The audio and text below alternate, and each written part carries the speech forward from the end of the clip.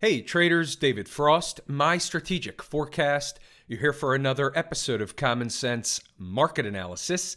Today is Thursday, September 12, 2024. We are looking at a daily chart of the SPY or Spider, which is the proxy for the S&P 500. What do we have on the docket today? We had what's called a follow-through day. Let's start here. Above all the moving averages, the trend is your friend. That's starting with the concept around the big picture stuff. Then we drill down a little bit and we look over to the left and we see what they're doing. What are they doing? They're heading right up into the neighborhood to run a test of the most recent breakdown candle high in the sequence.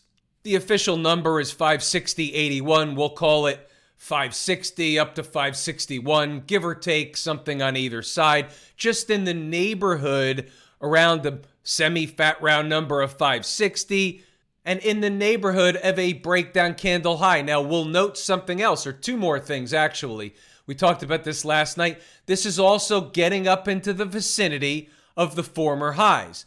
The all-time high is over here, and we made an attempt over here to get to the highs, came up slightly short, so they did make a lower high. Are they here this time to make a second lower high? So you have a high, then you have a lower high. Are they going to make a second lower high up here, or are they going to bust through, which means our first order of business is, and this is where we can drill down to the day-by-day stuff. Are they going to, or do they close? Why don't we just state it like this? It's very binary. Do they close a day, and preferably more than one day, but do they close above the high of the most recent breakdown candle in the sequence, 560.81?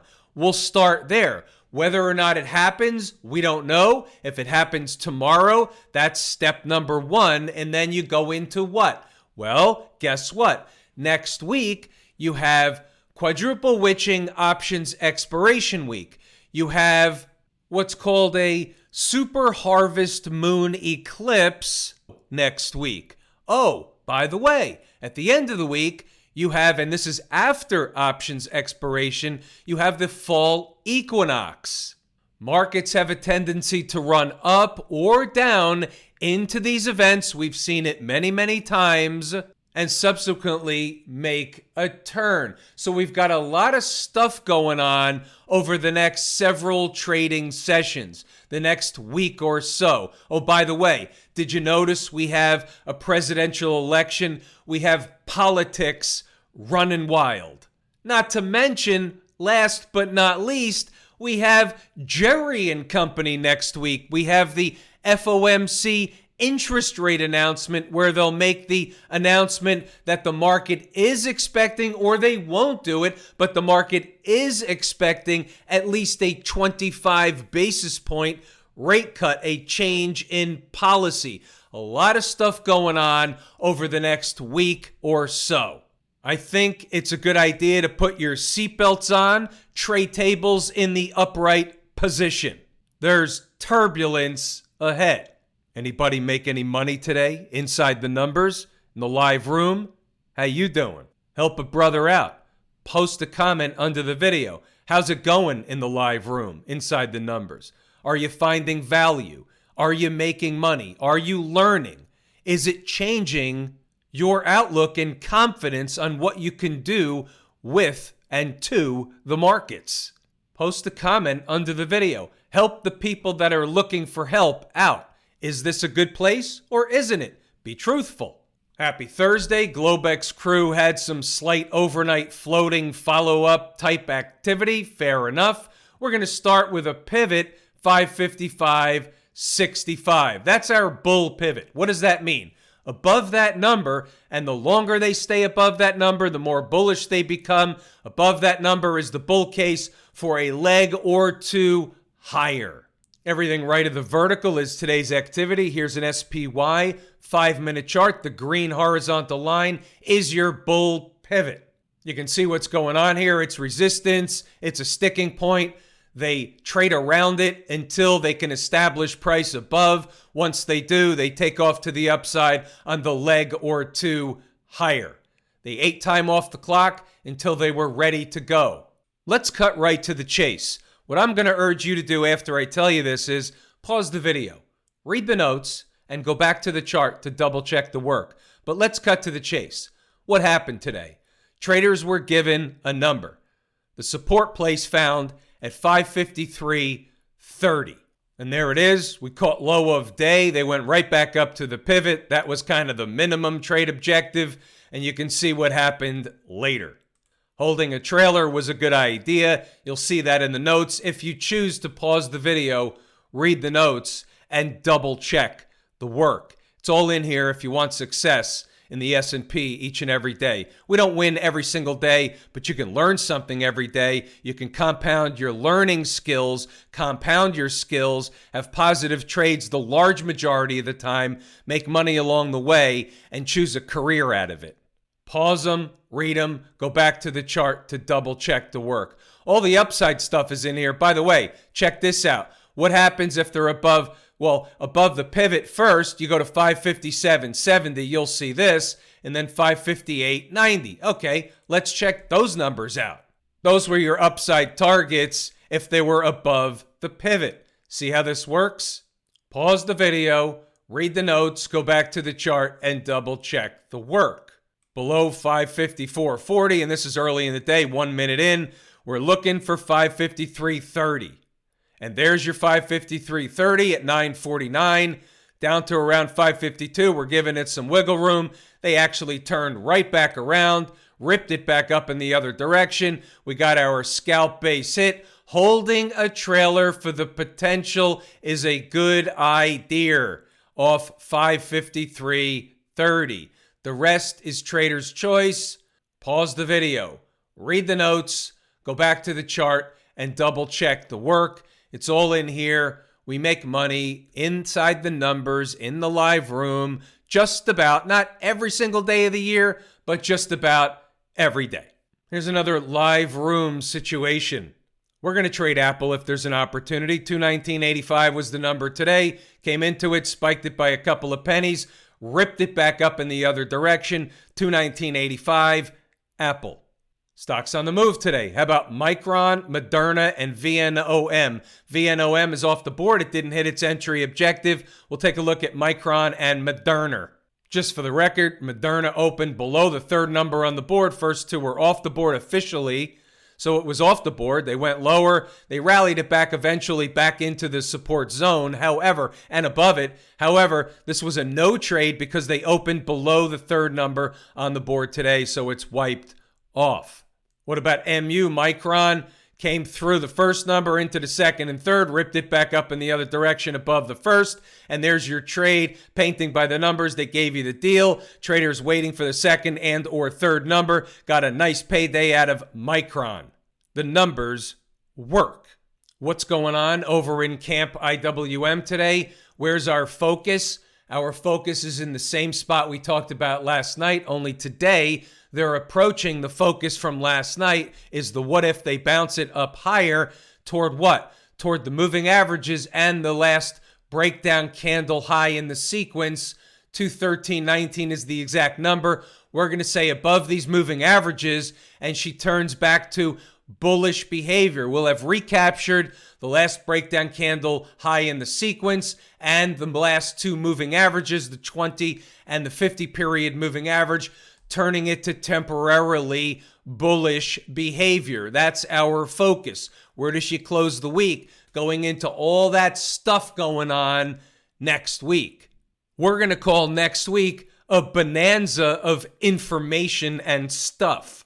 Let's use 207.85 as our bull bear bogey. We'll call it a pivot for Camp IWM for the time being. In fact, because it's a pivot, why don't we change it to the color green? That's what I use for the intraday trading folks in the live room. Our pivot is in green. Why? Because I chose green. No other reason. In this case, it's really a bear pivot, so it could be red, but we're going to keep it green. 207.85 is a pivot. Stay above. She's okay. Get below. She's not. What about the folks down at the transportation department? What she's really doing is eating time off the clock. When you look at this objectively, you say, from here you got 1, 2, 3, 4, 5. So for about 5 trading sessions, she's been eating time off the clock, albeit in a larger range, but still eating time off the clock in somewhat of a bearish formation. I could create a case that this is a channel after a move lower from the breakout or attempted breakout above the trend line, and therefore we could call this a bearish, flaggish, wedgish kind of situation. So until they break the chain, meaning trade back up toward the trend line, break this chain of this channel, then that's what she's doing, and we'll just leave it at that for the time being, and we'll check back over the next trading day or two. Follow through day for the Q people above the convergence of the 50 and 20 period moving averages. And oh, by the way, here's your breakdown candle high at 473.33. Where was the close today? Closing print 473.22. High of day 474.04. What did they do today? They ran a test of the breakdown candle high, first time, best time. However, when you look at the intraday situation, they already gave you a day trading type of pullback from that place. When you see this candle here, they made a low of exactly 471.03. So for all intents and purposes, pulled back over $2 from that place. From an intraday perspective, they gave you the trade.